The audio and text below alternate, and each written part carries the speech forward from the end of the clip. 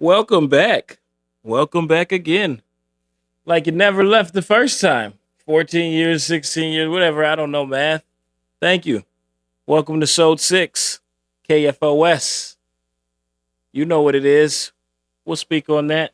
Um, Thank you all for listening to Sode 5. I appreciate you guys for letting me do this and chiming in and watching and anything. Just whatever it was. Just thank you. I appreciate that. I will keep going with this, and this will be fun. There is no rhyme or reason right now. I don't have a set anything. I'm learning what I'm doing as I go, and I will get better and grow as time goes. So hopefully you all see that and you enjoy the ride because it's gonna be fun. It's gonna be interesting. I'm gonna have some topics that'll probably get all passionate and riled up and say some things. And then others will just be, hey man, that guy phoned it in, but hey, he showed up. So yeah, I think the one thing I am gonna do is pop up some fun facts, the book of unusual knowledge. My daughter got me this for one of my birthdays, so that's cool. It'll be useful. Um, I was looking in here and I didn't know what to look up. I was busy. And I was looking at this and video games came up and I was thinking about GTA 6 coming out and I was like, oh, I wonder what this is all about when the first video game was. And apparently it's in here. It's in here. Unusual knowledge. And that video game was Space War. It's called Space War, invented by Steve Russell at MIT in 1962. He's an MIT student. Wild, because they would tell us that playing all them games with rot our brain. I mean, I failed probably a class or two because of Halo too. But listen, it wasn't the whole class. I'm lying. I'm maybe a test or two. But Halo, I had to beat it anyway. Space War, 1962 by MIT at MIT by Steve Russell, created on the DEC PD1 PDP1, not the Dreamcast or the. I had one of those. I had a Dreamcast. That was fun though. It was fun. That little snake game they gave you. That's stupid. That was fun, but it was. They got me with the gimmick. They always get me with the gimmick. I'm a gimmick guy, but I'm gonna get that GTA 6. I hope you guys get it. Well, I don't hope you guys. I hope everybody gets it. Actually, I think that's the purge. I think that's the purge, and I hope we just keep it at that. Like, just one night live, everybody plays, and we just purge on the video game, and then go to work the next day. Like, sorry for shooting you up the other day. My apologies. I know you were trying to rob that bank, but I've been really wanting to shoot you. So that's dark. What was I looking at? I had something else in here, but we'll find more. I see Sonny Bono and stuff. I don't even know what these facts are. I'm not gonna read these right now. But yeah, we're gonna go into unusual knowledge and stuff like that. Jump in and maybe use this as like things to make things around because there's some pretty interesting facts in there. There's some pretty deep ones in there, so that'll be a staple to it. That'll be one of the things that kind of is part of it all. So that's good to know. I don't know if that button's supposed to be on. I hope it's fine. We'll find out. Because I don't want to re record. Oh, Lord. I already recorded, and then one of them I recorded, and it didn't have any volume. So now I got to redo this here again. So it's a lot going on. I'm learning, like I said. The energy, you got to figure out how to keep it up and all that stuff. But my energy is not one of those high energy guys. So, it's almost like being on the stage, but not the stage because there ain't nobody there to give me no feedback. So I just got to roll, baby. But anyway, welcome to KFOS. Kevin's full of it. Full of it. But, you know, No. I'm really not. Um, anyway, The topic that I started out with, or the fact that I came up with, has nothing to do with the theme that I'm going with. I just kind of was introducing the unusual knowledge book. I'll have a new one next week. Um, I got to work on that. Anyway, topic is good people. Good people. Humanity having good people. Still having good people in there. I know a lot of the times I hear it. People say a lot. Oh man, the world's so jacked up. It's just you can't even go down the street without having to have your gun. It's like that's not true. That's not true. We got to get out of that. We got to get out of believing that everything is doom and gloom and everybody's out to get you and nobody cares about each other. Like I think in all honesty, there's more good people than bad people in the world, and it's just easier to notice the bad people. So yeah, yeah, I think we should pay attention to just the little things because there's definitely more good people than bad.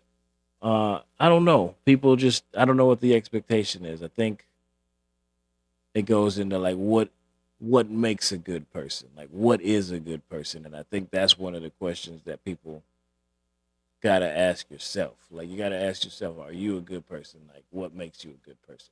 Okay, so if you are, what makes you and what makes somebody else? And I think a lot of people get confused in thinking that you gotta be like a nice person to be a good person, and that's absolutely not true. There's some mean folks out there that are really good people. They're really good people. I knew a lot of people that were some they were some questionable characters, but their character wasn't questionable, if that makes a bunch of sense.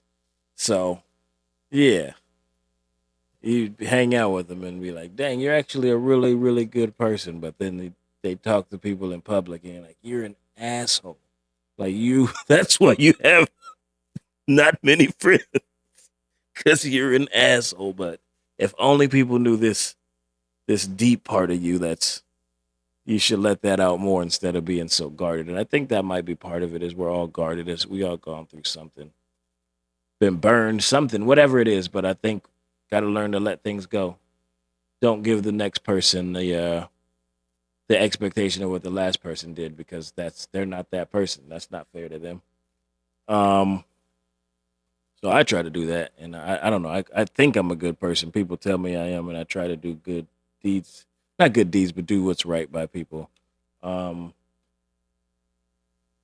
that do unto others as you want done to you is I guess I took that to heart as a youth, uh, and I get it. Sometimes there's certain situations where you see and you're like, I'm not getting involved in none of that because you still got to protect yourself, and I get that.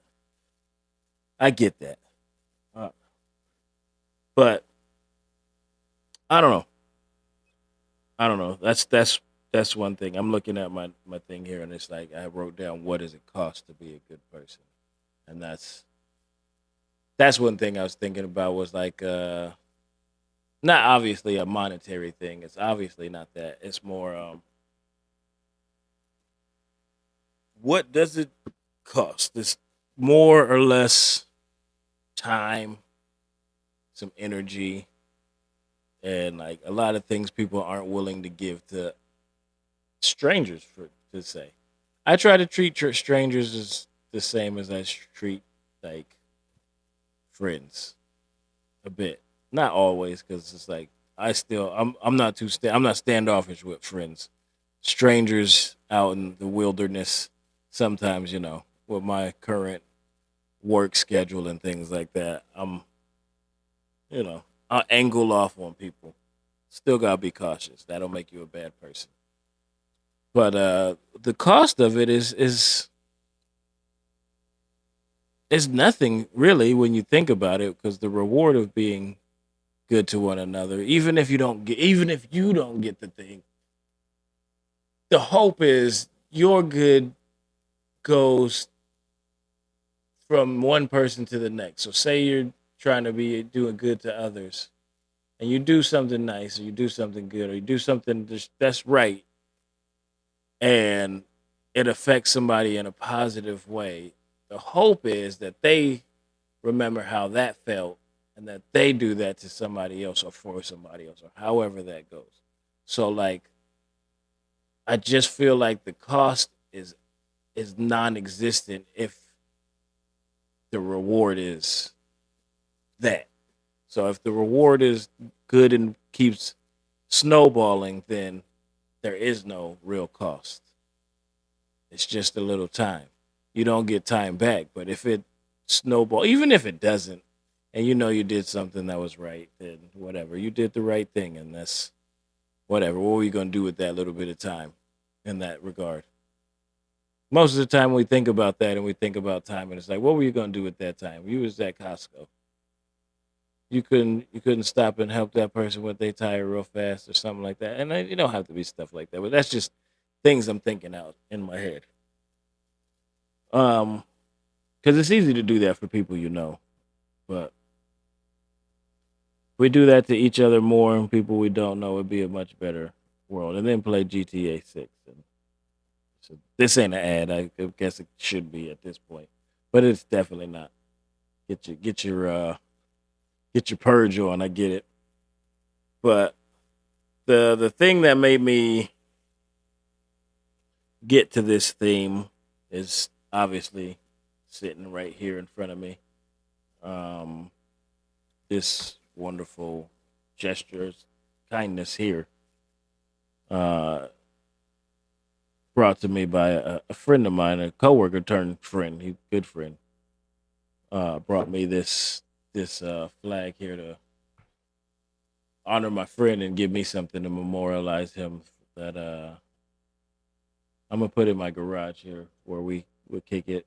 He's on my wall, but I'm gonna put this flag up there and just it's almost like he'll be here with me. So I'll come out here, have a couple beers, toast to my guy. Um, I kind of like toiled